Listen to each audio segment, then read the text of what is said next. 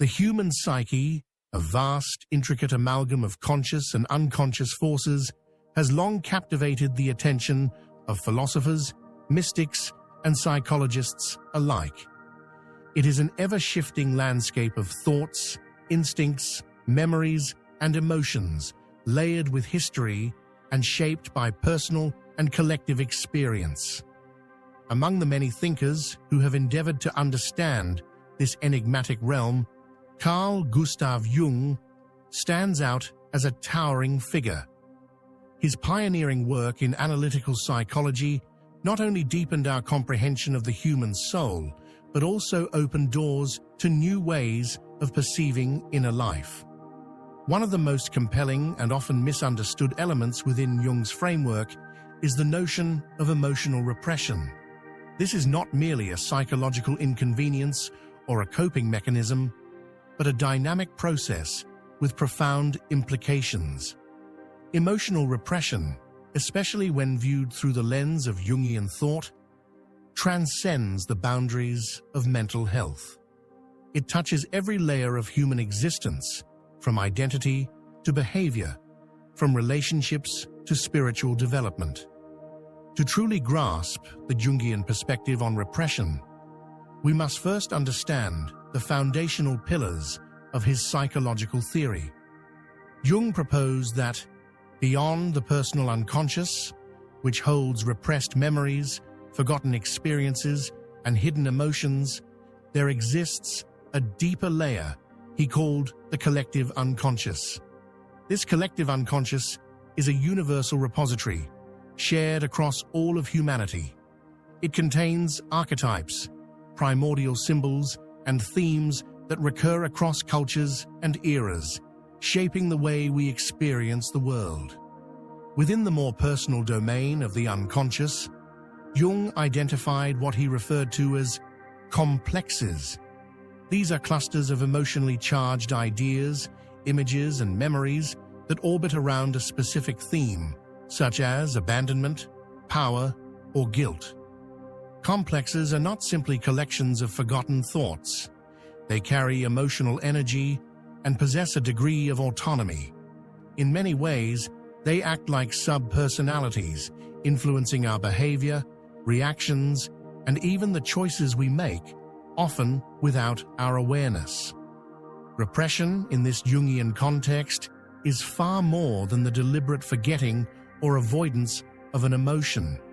It is an unconscious process, a protective response activated by the psyche when a thought, feeling, or impulse threatens the integrity or stability of the ego.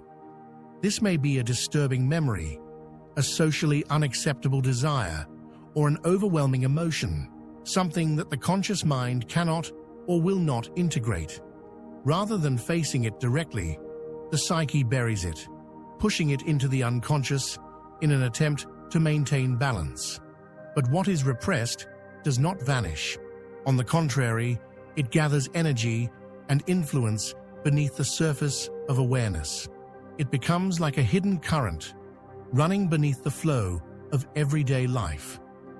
Jung emphasized that persistent repression, especially of emotions deemed negative or inappropriate, such as anger, grief, or desire, can result in the formation of autonomous complexes.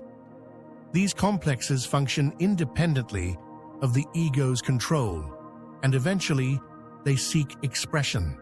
Consider the example of someone who, from early childhood, was taught to suppress anger.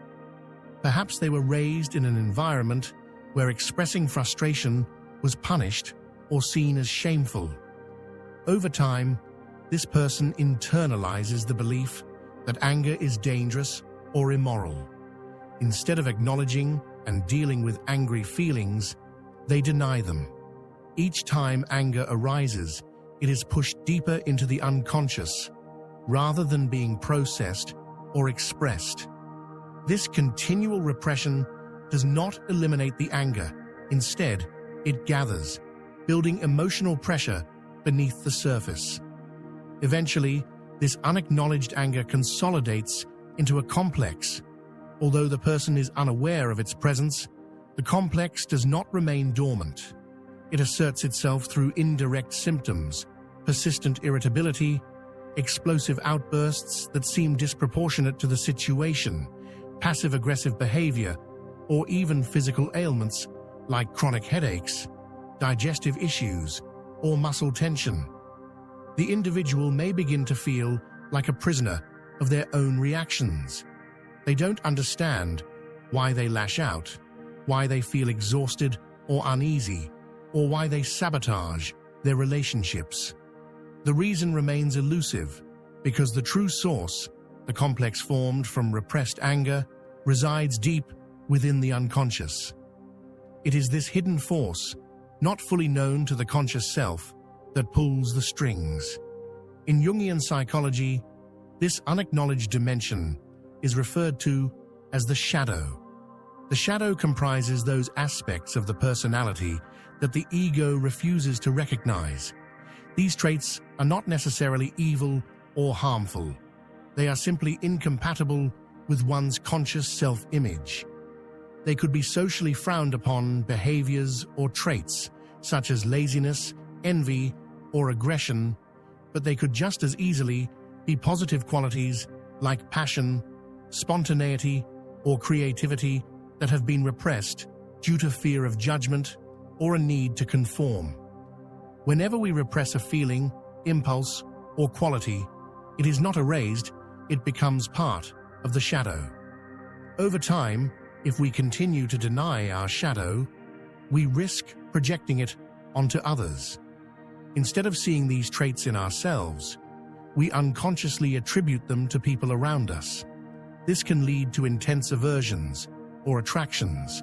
For example, a person who suppresses their need for attention might criticize others for being attention-seeking, or paradoxically, feel inexplicably drawn to charismatic figures who embody what they themselves cannot express. This projection distorts our perception of reality. We no longer see others or ourselves clearly. It limits our capacity for empathy, understanding, and genuine connection.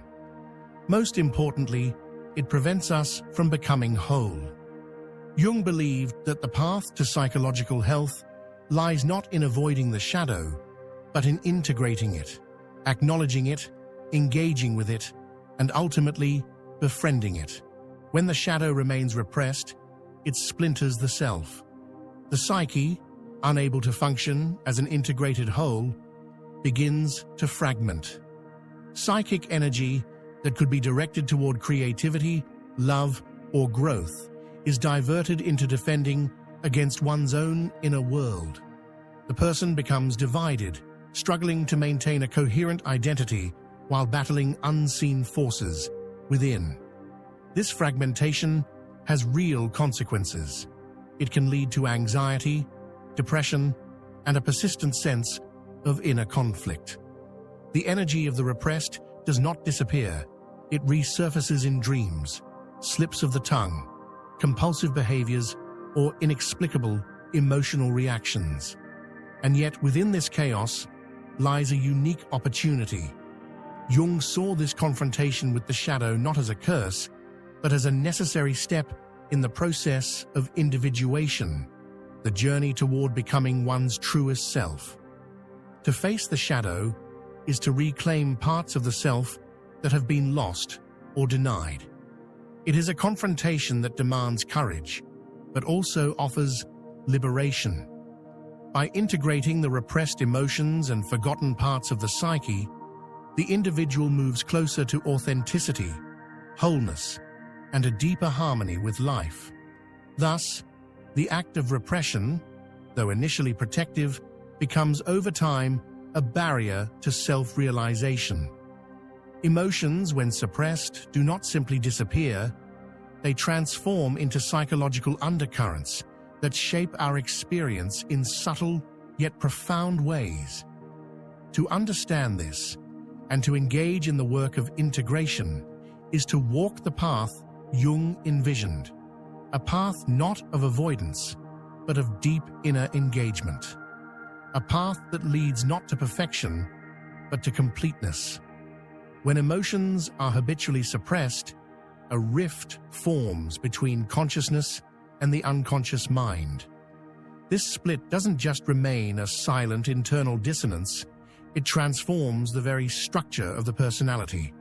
The individual becomes one-sided, emotionally rigid, and experientially impoverished. Spontaneity and vitality gradually diminish, and the person may come to feel flat, distant, or even hollow to themselves and others. It is not because they lack depth, but rather because a significant portion of their psychic energy is locked away, bound, restrained, and hidden deep within the recesses of the unconscious. This psychic fragmentation goes far beyond mere emotional dullness. It can infiltrate the mental and physical dimensions of a person's life. Carl Jung, the pioneering Swiss psychiatrist and founder of analytical psychology, observed that prolonged repression can give rise to a host of neurotic symptoms: anxiety that lingers without clear cause, persistent feelings of depression, irrational fears and phobias, and even psychosomatic disorders that manifest in the body. The body, with its own ancient intelligence, becomes the voice of what the conscious mind refuses to hear. What cannot be spoken finds another way to be heard. Chronic pain, muscular tension, digestive issues, and even skin conditions can all be the somatic reflections of unacknowledged emotions and unresolved inner conflicts. These are not simply random malfunctions of biology, they are cries for attention from the psyche. Repression is not a harmless defense. It is a subtle act of violence against the self. In trying to maintain inner stability by keeping troubling feelings at bay, the psyche redirects that repressed energy elsewhere, often with unintended and destructive consequences. But the impact of repression is not confined to health. It also obstructs a far deeper spiritual process, the journey of individuation. In Jungian thought, individuation is the lifelong path of becoming whole, of unifying the conscious and unconscious aspects of the self into a coherent and authentic identity. It is the road to becoming truly oneself, beyond the masks we wear and the roles we play. This process demands the courage to face one's shadow, the hidden darker parts of the psyche that we deny or reject. It requires awakening the anima or animus, the inner opposite that represents the soul's gendered counterpart, and eventually confronting the self, the archetype of totality, wholeness, and transcendence. But when emotions are persistently repressed, this inner evolution is stunted. Denial of emotion is, in essence, a denial of transformation. The energy that could be used for growth, creativity, and self-realization is instead consumed by the exhausting task of internal suppression. Imagine building a dam to stop a powerful river. The water doesn't disappear, it accumulates, pressing harder and harder against the walls. Over time, the pressure becomes unbearable, threatening to erupt in uncontrolled and chaotic ways. So it is with the psyche. The energy held back by repression does not simply vanish, it brews in the unconscious, waiting for an outlet. And when it finds one, it may emerge as crisis, illness, or breakdown. Moreover, the damage does not remain confined within the individual. It spills outward, distorting their ability to form deep and meaningful connections with others. People who habitually suppress their emotions often struggle to engage in authentic relationships.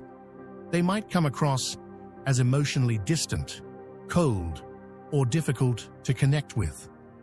The emotional barrier they have constructed inwardly becomes a wall that others cannot penetrate. Emotion is a language, a primary means of connection with both ourselves and those around us. When that language is silenced, communication becomes shallow, robotic, or disconnected. Without emotional transparency, empathy cannot flourish, and mutual understanding becomes elusive. For example, someone who represses their need for closeness and affection may unconsciously avoid intimacy even while craving it deeply. They might pull away from touch, dismiss gestures of love, or sabotage relationships that threaten to touch those buried needs. This internal conflict, the tug-of-war between the longing for connection and the fear of vulnerability, creates patterns of self-sabotage. The repressed complex takes control, operating from the shadows and guiding behavior in ways the conscious self may not even recognize. As a result, people project their unacknowledged flaws, fears, or desires onto others, mistaking what is within themselves as something coming from outside. These projections distort perception, creating conflict, confusion, and misunderstanding in relationships. Unintegrated aspects of the shadow cloud, interactions with others, making it difficult to resolve disputes or form genuine bonds. The more repressed material we carry, the more we see it mirrored in the world around us. And as long as we remain blind to those projections, we continue to struggle with the same interpersonal challenges, unable to break free. Authenticity, so vital for emotional well-being and human connection, cannot survive in a landscape dominated by repression. True intimacy, the kind that nourishes the soul, requires vulnerability. It demands that we share our inner world not as we think it should be, but as it truly is, messy, raw, and real. But repression kills that openness. It chokes the breath of honesty and replaces it with rehearsed performances, interactions based on societal expectations, superficial roles, and emotional facades. In this way, the quality of our relationships suffers deeply. Instead of vibrant, life-affirming exchanges, we engage in hollow routines.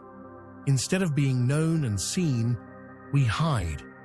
And in that hiding, we lose a part of what makes us human. The cost of repression is high, not just in the form of inner turmoil or physical illness, but in the profound loneliness of not being able to truly connect with others or even with ourselves. Only by turning inward, by acknowledging, feeling, and integrating those long-buried emotions, can we begin to heal. Only then can the dam be safely opened, allowing the river to flow once more, cleansing, nourishing, and carrying us toward a life of greater wholeness and authentic connection.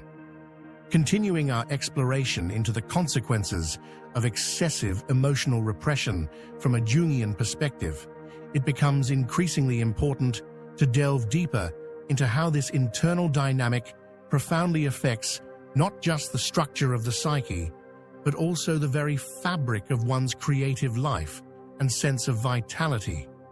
Carl Jung proposed that psychic energy, what he referred to as libido, is not merely a force confined to sexuality or instinct, as Freud believed, but a much broader and more holistic life energy. This energy is dynamic and fluid, manifesting through multiple channels such as thought, emotion, physical sensation, and intuition. It is the essential force that drives not only our psychological processes, but also our ability to experience, interpret, and shape the world around us. When this vital psychic energy is constrained by repression, when parts of our emotional reality are denied, silenced, or pushed into the unconscious, it does not simply disappear. Instead, it transforms, often surfacing in distorted or maladaptive ways. Repression leads to inner fragmentation. It disconnects the conscious mind from the deeper layers of the unconscious, breaking the vital bridge between what we feel and what we express. In doing so, It not only creates the conditions for psychological symptoms to arise, such as anxiety, depression, psychosomatic illness, but it also silences the very source of inspiration, of spontaneity, and of aliveness. On the surface, an individual may appear composed, rational, or even highly functional. But beneath that controlled exterior lies a landscape devoid of emotional richness, of imaginative vitality. Without emotional fullness, life becomes a kind of performance, technically sound, but soulless.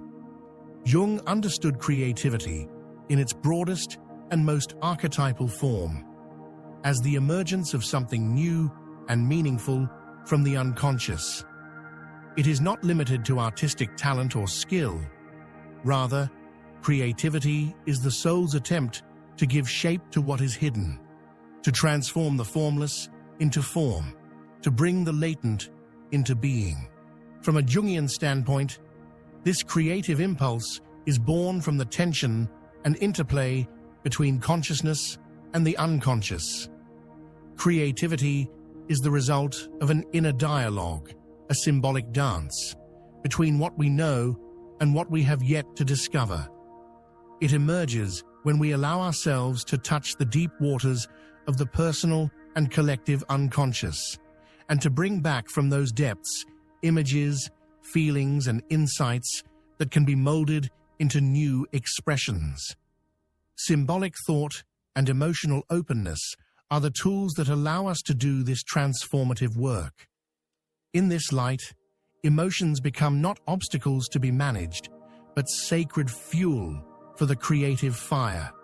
They are the spark that ignites the imagination, the vibrant palette from which the artist draws their colors, the driving force behind innovation, poetry, music, storytelling, and invention. But when emotions are suppressed, the well from which this creative energy is drawn begins to dry up. The individual may experience a painful sense of blockage, a stifling inner silence, where once there was a symphony of inspiration. This repression can result in what many call a creative drought. The person may feel disconnected from their muse, their inner voice muted, their work lacking in depth or passion. It can lead to a disconcerting emptiness, a fading of purpose or vision. The energy that once flowed freely into artistic or inventive expression now stagnates, entangled in unconscious complexes and unresolved emotional conflicts. For instance, a painter who buries their grief may find their canvas lifeless, their brush unable to translate the truth of their heart. A writer who avoids facing their inner rage may discover that their stories lose their edge, their narratives lack momentum. Repression does not only affect the quality of creative output, it deeply impacts the quantity as well. The creative process, once joyful and spontaneous, may now feel mechanical, labored, or even painful. The sheer pleasure of making, of expressing, begins to fade.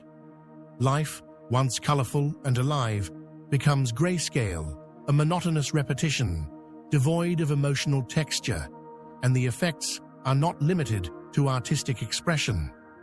Emotional repression gradually seeps into the entire realm of human vitality. Vitality, in the Jungian context, is the expression of life energy through engagement, enthusiasm, and presence. It is the capacity to experience life with one's whole being, to feel profoundly connected not only to the outer world, but also to one's inner truth. Emotions serve as the heartbeat of this vitality. They inform us, animate us, and ground us in authenticity. When we repress our emotional experiences, we begin to disconnect from the richness of life itself. The world loses its vibrancy, experiences become dull, and we may start to feel apathetic, numb, or estranged from ourselves. This loss of vitality is not abstract. It is felt in the body, in the soul, in the rhythms of our daily life. Emotional repression consumes an enormous amount of psychic energy, as the psyche must constantly work to keep unwanted feelings out of awareness. Maintaining these emotional defenses requires inner resources that could otherwise be directed toward creativity, passion, intimacy, or self-exploration. It's like running an engine with the parking brake still engaged. It can move, but it wears down quickly, loses efficiency, and never operates at its full potential.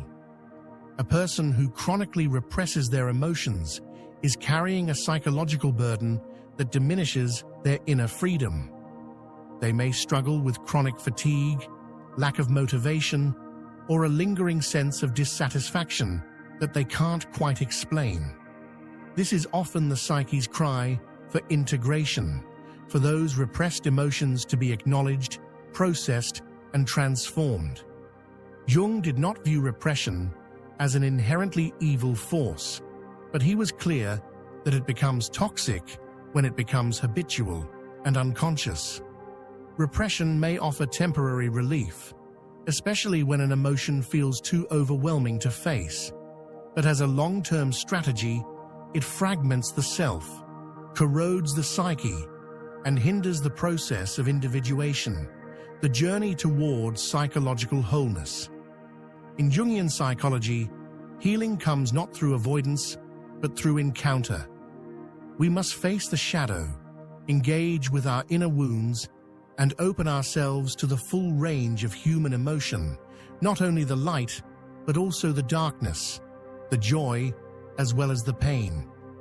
Only by reclaiming the repressed parts of ourselves can we restore the flow of psychic energy, revive our creative power, and reawaken the deep vitality that gives life its fullness and meaning. Carl Jung did not advocate for the unrestrained release of all emotional impulses. His psychological philosophy was far more nuanced and deliberate. Rather than endorsing an impulsive venting of feelings, Jung emphasized the importance of conscious recognition, thoughtful integration, and the constructive channeling of emotions. In his view, emotions, complexes, and archetypal patterns that remain buried in the unconscious do not simply vanish. Ignoring or denying them does not neutralize their influence. Quite the contrary, it empowers them, reinforcing their autonomy and making them more likely to assert themselves through indirect and often disruptive means. The human psyche, according to Jung, is an intricate and self-regulating system. It seeks balance and strives to maintain an internal harmony. However, when a portion of the psyche, particularly its emotional content, is repressed or denied, this natural equilibrium is disturbed. The psyche, in its innate wisdom, then seeks to restore the disrupted balance through other channels, through symptoms that manifest in the body or mind, through dreams that carry cryptic yet meaningful messages, through psychological projections onto others, or through obsessive thoughts and behaviors. Dreams held a place of profound importance in Jung's understanding of the mind. He saw them as the psyche's compensatory mechanism, a kind of internal feedback system designed to illuminate that which the conscious mind has neglected or suppressed. Dreams are not random or meaningless. They are the language of the unconscious, offering symbols, narratives, and emotional impressions that aim to bridge the gap between our inner depths and waking awareness. When we pay close attention to our dreams, we may uncover the presence of repressed emotional experiences or psychological complexes that long for recognition and integration. To ignore these dreams, to dismiss them as nonsense or irrelevant, is to turn our backs on a vital tool in the journey of individuation, the process by which a person becomes whole by integrating all aspects of the self, both conscious and unconscious. This journey requires courage, introspection, and a willingness to engage with the parts of ourselves that are uncomfortable or painful. Without this inner work, the path to true psychological maturity remains incomplete. One of the most damaging effects of prolonged emotional repression is its impact on a person's capacity to adapt and recover from life's inevitable difficulties. Life, by its very nature, is a continuous process of change, loss, and challenge. The ability to respond to these fluctuations with resilience and flexibility is crucial for our overall well-being. Emotions are not obstacles to be overcome. They are essential tools for survival and adaptation. Sadness, for example, helps us process grief and let go of what is no longer present. Anger serves to protect us, urging us to establish and defend healthy boundaries. Fear warns us of danger, sharpening our awareness and enhancing our readiness.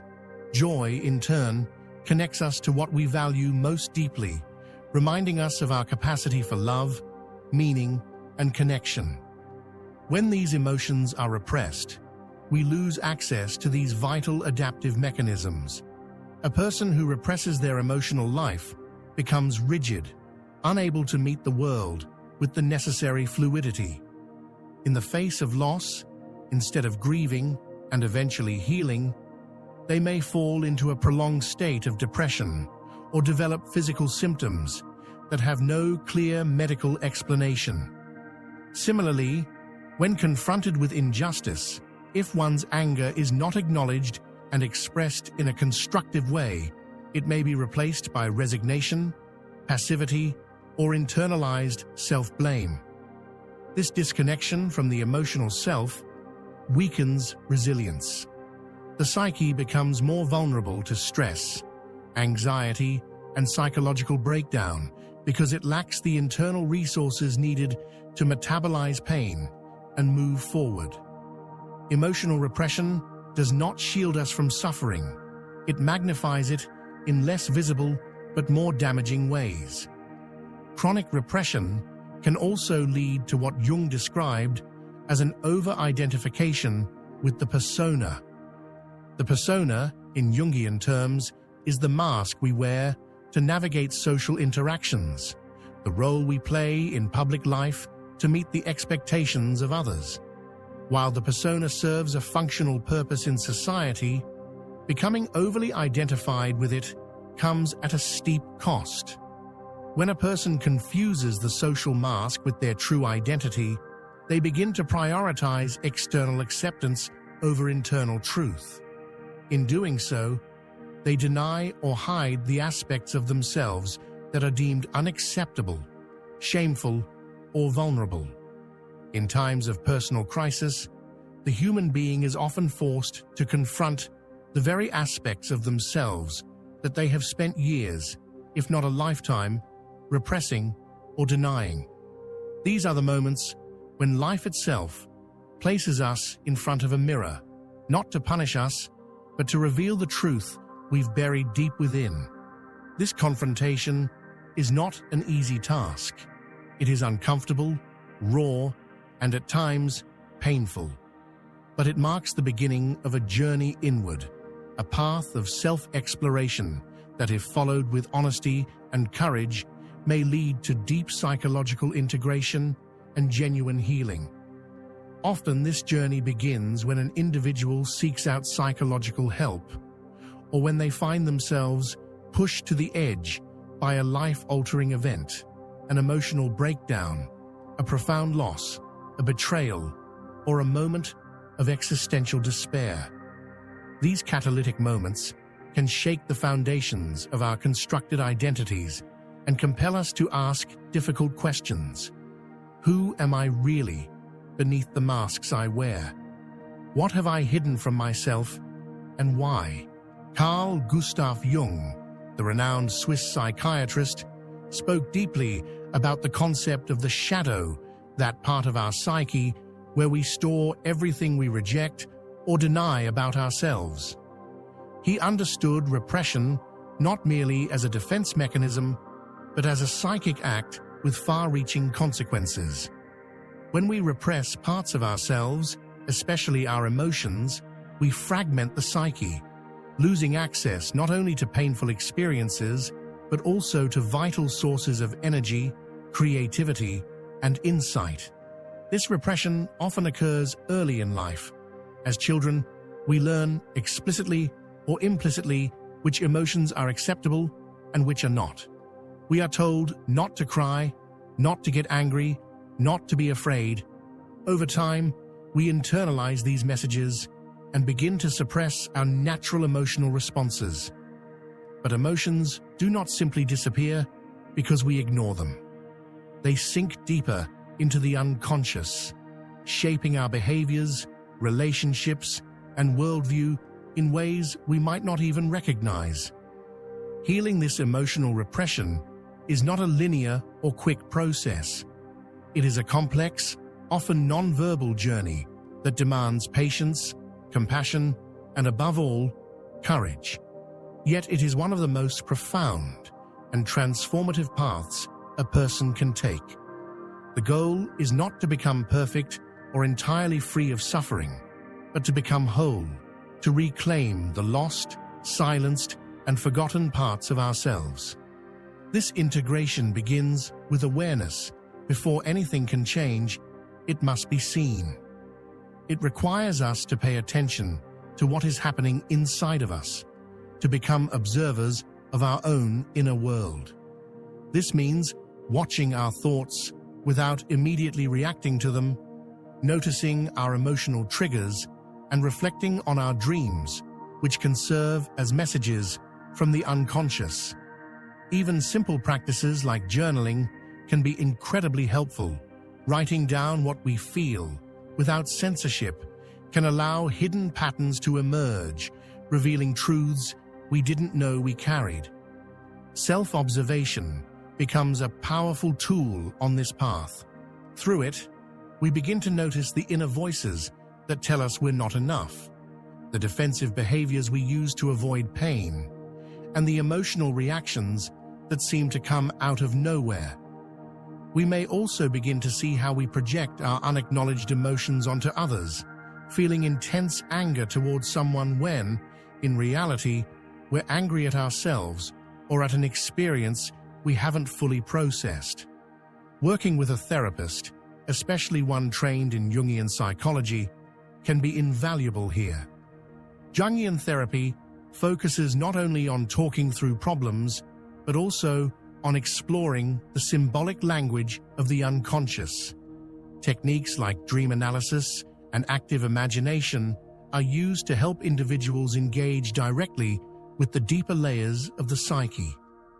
In this space, the therapist becomes a companion and guide, helping the individual interpret what their inner world is trying to communicate and how they might integrate these insights into conscious awareness. Once these emotions are brought to light, the next step is not to push them away again, but to validate and accept them. This is often where the real healing begins. Repression stems from the belief that certain emotions are bad, dangerous, or shameful. But no emotion is inherently wrong. Each one has a role to play in our inner ecology. Anger, for instance, often signals that our boundaries have been violated. Fear protects us from harm. Sadness allows us to grieve and let go. Even jealousy or envy can illuminate what we desire, but feel we cannot have. To validate an emotion means to say to ourselves, "It is okay that I feel this way." This doesn't mean acting on every emotion impulsively or letting them control us. It means giving ourselves permission to feel, to sit with our emotions, understand them, and learn from them. This act of emotional acceptance is a kind of inner alchemy.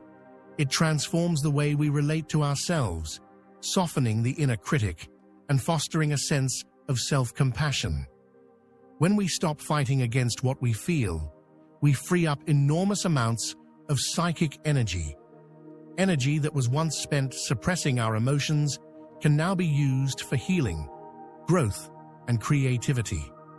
we begin to feel more alive, more grounded, more connected to who we really are.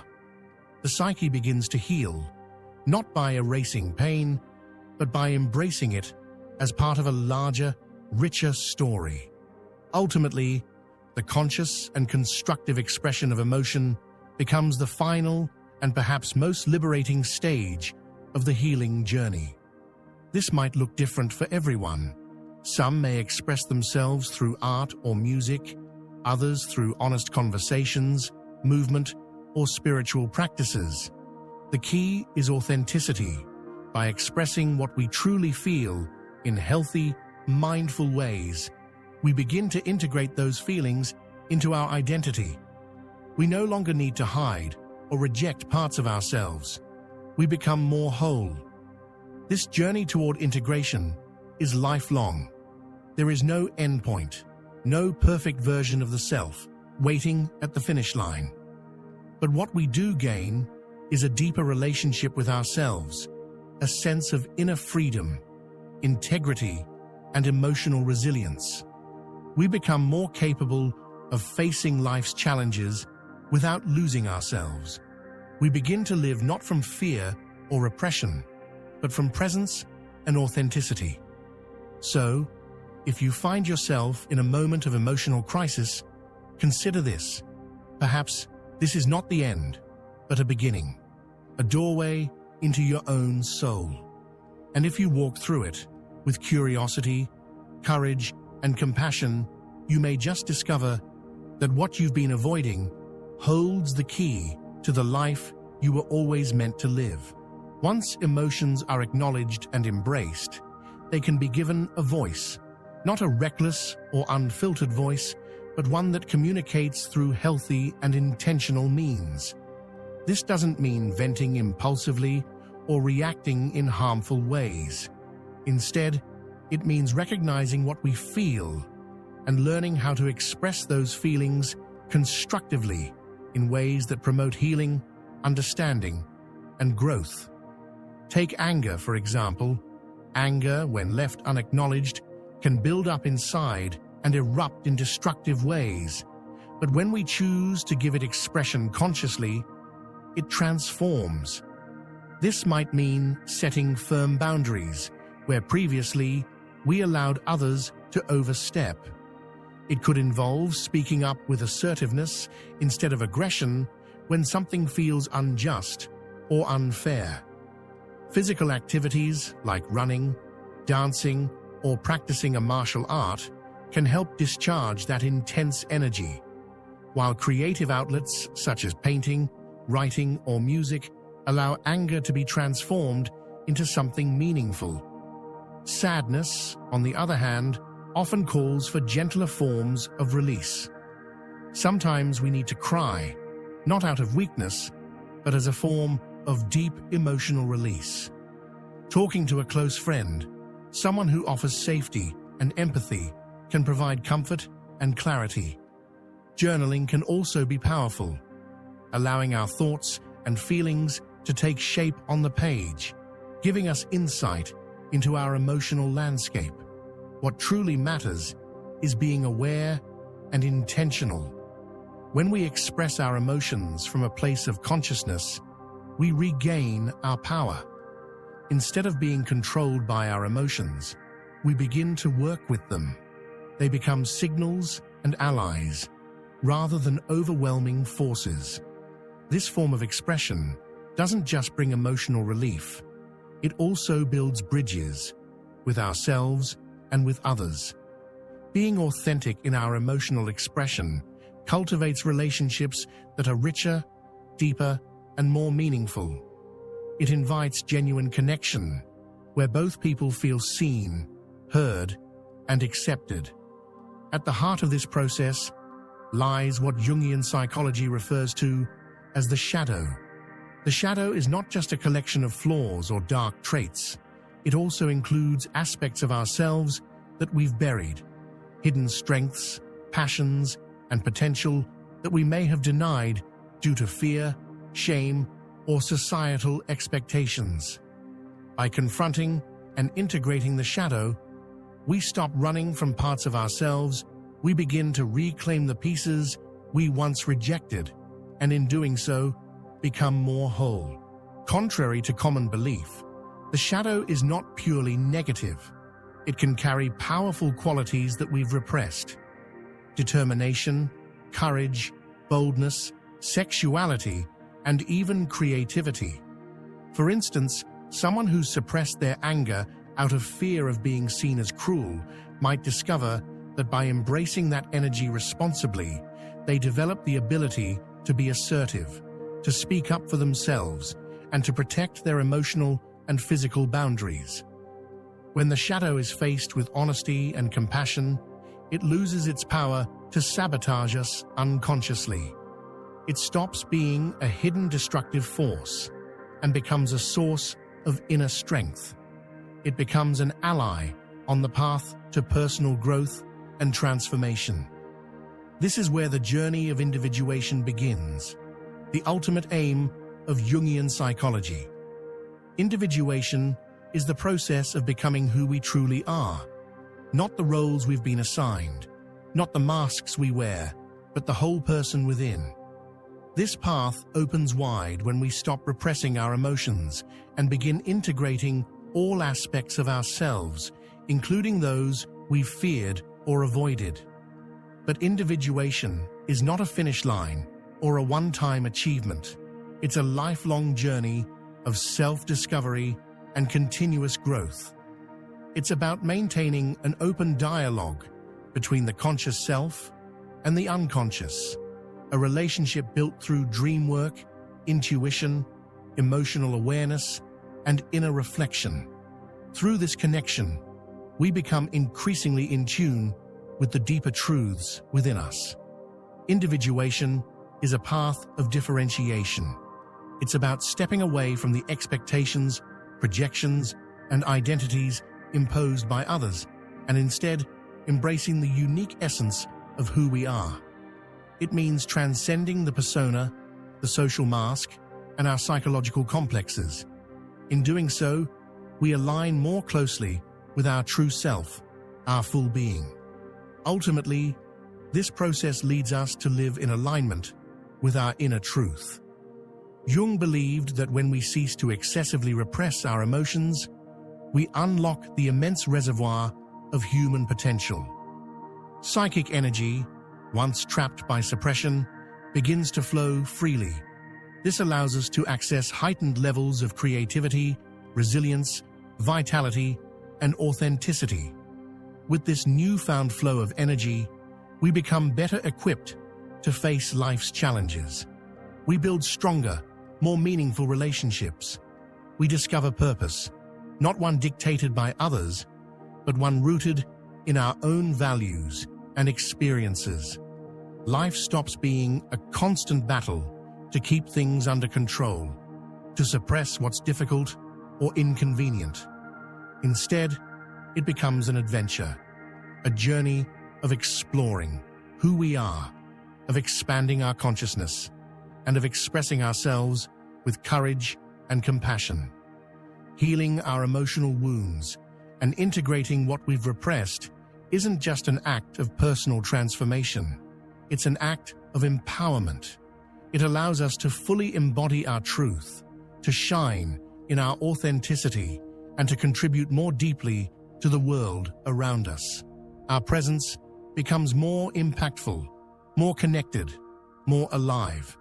And in all of this, we are reminded of the profound wisdom held within the human psyche, an inner knowing that, when listened to, can guide us through our darkest moments and into the light of our full potential. Each of us carries within the capacity to evolve beyond limitation, to live a life of wholeness, to become not only healed, but truly empowered. Let this be a reminder, a call to return to ourselves, to stop running from what we feel, and to begin embracing our entire being. Because when we do, we don't just change our own lives, we help change the world. So now you know, according to Jung, repressing your emotions can have a profound impact on your emotional and psychological well-being. Thank you so much for watching me until the end of the video. If you related to what we talked about today, please give me a like, subscribe to the channel, and activate the bell so you don't miss out on future videos like this one. Tell me in the comments, is there an emotion you've been holding back and would like to release? I'd love to hear from you and continue the conversation. Thank you so much for being here. See you soon for another video. Until then, take care of yourself, connect with yourself, and continue exploring your emotions.